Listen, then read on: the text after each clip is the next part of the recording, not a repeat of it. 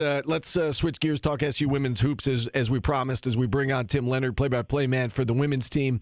And Tim, before we get into last night's game and the ins and outs of what happened last night, I just want to ask you about the layoff. So obviously the team hit the layoff at 4-6. They didn't play for 10 days. What do you think it came at a good time? Coaches will often say when they lose, everybody wants to get right back on the court. Was it a good time for this team to kind of reset? Heading into the holidays and then into 2025?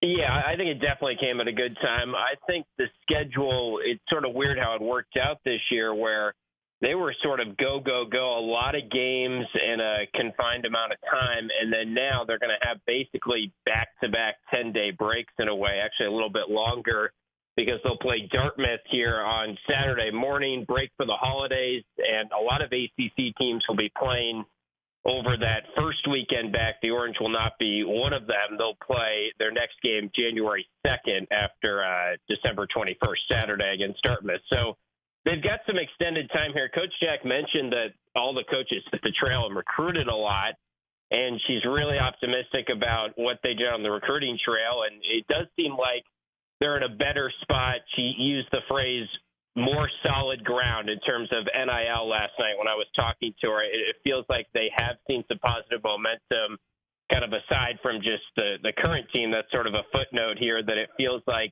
they're in a better position for next year after doing some of that. I mean, I know you guys had her on and you guys had some of the coaches on in the offseason, and they were honest about we need to improve the NIL. And it does seem like they're in a better spot for that, which is good news. But I do think the break came at a good time. I think we saw some different players utilized in different roles last night. The rotations have been varying throughout the season, and it feels like they used that extra practice time to kind of iron out what they feel like is the best rotation right now. How did this game come about? Why did they play on the road against Binghamton? And was this maybe an outreach to try and broaden the fan base? Yeah, I think it was a little bit of that. I think Binghamton wanted to host some bigger opponents this year, is what I was told. They hosted Pittsburgh as well. So not every day a school like Binghamton is hosting two ACC teams in a year. They have a new head coach, Mary Grimes, who has been a head coach around this area for a while and was the head coach at Lemoyne. Yeah, and then she was a Syracuse assistant back in the day. So she knows Coach Jack very well, and I think they wanted to schedule a game with Binghamton, and I'm guessing Binghamton offered, hey, let's host it, because that's something from a Binghamton perspective that they're trying to improve on, is get some bigger games. It was a doubleheader. There was a men's game right before it, so it was a pretty good turnout last night, and first time for me going to that atmosphere and that environment, and it was a pretty cool venue. So it's a little weird to look at it and see 7:30 on a Wednesday night playing at Binghamton, but I think a lot of the reason was just Binghamton wanted some bigger brand name teams coming in this year. Yeah, it's a really nice facility down there as well. Tim, you mentioned last night that you saw some different things in terms of the rotation and players in different roles and whatnot. Can you expand on that a little bit? What was different from where you sat? Yeah, so point guard has been an interesting sort of mystery in a way to try and figure out what is the best point guard to use. When are the Orange going to use their specific point guards throughout this year? And Coach Jack, to her credit, she's been honest throughout the year after every game pretty much, and especially after losses. She said, I brought in the wrong people there in the second quarter, or I still haven't quite figured out who are the best players to utilize off the bench. So you look at point guard, they start the year. Dominique Camp is a 6-year player coming off an ACL injury who did spend a year with Coach Jack in Buffalo, was the starting point guard. She starts the first 2 games of the year. Then they went to Angelica Velez, who is the transfer in from LSU. She has now started 4 games, and they kind of rotated back and forth between Camp and Velez. We also saw down in Florida, Olivia Schmidt, the freshman, who Coach Jack really likes, played in those games as the starting point guard down in Florida. So Schmidt has started 2 games. Velez has started 4. And after Velez had started the last 3 games before the 10-day break, they went back to Dominique Camp last night as the starting point guard. And I asked Coach Jack after the game, because her big message with Camp throughout the season, and really her big message with the entire team, is she wants to see them push pace. And try some full court passes after a rebound, try to get the ball up and down, do some fun stuff, as she calls it. And they were doing that more last night. It was noticeable. And Dominique Camp had 8 assists in the game last night. She only scored 2 points, but that's not what she's asked to do. She did a really good job facilitating. So Coach Jack was really happy with how Dominique Camp played and basically told me that's more what we expected her to be going into the season. So maybe they'll roll with her going forward, but we really didn't see any of the other backup point guards until it was kind of the game was out of reach and it was in the fourth quarter last night. And actually, basically the backup point guard last night, which is a change, was Georgia Woolley, who has obviously been with Syracuse for 3 years here, been with Coach Jack for 4 years, but never been utilized in that role. So whenever Camp was out of the game and it was meaningful minutes in the first 3 quarters, it was Georgia Woolley who was running the point guard, which we saw that for the first time in the fourth quarter of the Notre Dame game. So that's kind of the thing they're figuring out right now is that point guard position. Since you bring up Georgia Woolley, we go back to the end of last year as DeAsia Fair was leaving. And, Coach Jack famously said, the torch has been passed to Georgia Woolley. She came into this season with obviously very high expectations, very big shoes to fill. 18 points last night. I know that the record isn't what they want it to be, but, has Georgia Woolley lived up to what Coach Jack expected from her at the end of last season when she said that? Yeah, I think Georgia, she's just so important to this team. That's the tough thing. If she has an off game, which naturally she's going to have some off games, especially when she's seeing more defensive attention and DeAsia Fair isn't there this year, then the Orange are going to have a tough time scoring. It feels like, Texas A&M is an example of a game that I look back on and I think, man, they probably could have beat the Aggies if they played like their normal style in that game, and they just couldn't make a shot. And Woolley and Burroughs in particular really struggled in that game. So the thing with Georgia is they're relying on her to do a lot. She's the focal point of the defense. And, DeAsia Fair was a tremendous player last year, of course, but it's not only you don't just lose DeAsia Fair. You lose Alyssa Latham. Elena Rice was, I think, underrated, if anything, and really valuable. So now Georgia is kind of shouldering a lot. Like, Fair was a terrific scorer, but she wasn't asked to be the defensive player that Georgia has been asked to be throughout her career at Syracuse. So she kind of is the head of that zone defense that they play a lot. And I think it has been a lot for her to take on. She's had some really good games. She's had some off games. Last night was a really good game for her.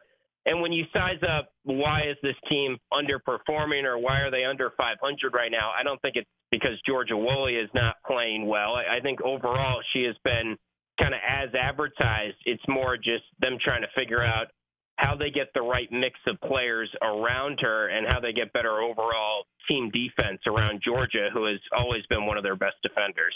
All right, as long as we've got you, Tim, let's get one football question with you and one men's basketball question. The football question, obviously everybody wants to know who the next quarterback is going to be here. Where do you think they turn at the quarterback position? Paulie and I were talking about, maybe trying to get a guy who's a little more proven than Ricky Collins, for instance, who has thrown 7 career passes in college. Where do you think they turn at the quarterback position? Well, I guess the logical name to bring up would be Anthony Calandria, the Virginia quarterback, because I know they've already been in contact with him. At least reporting is out there that they have.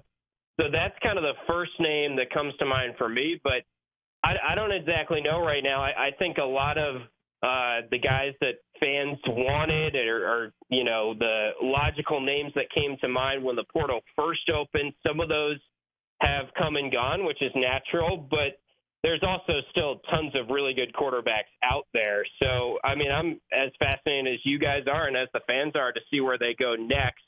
I'm not worried, though. I think, if anything, we shouldn't worry at all about Fran Brown and his recruiting chops. I'm sure they will find a good fit for that quarterback position.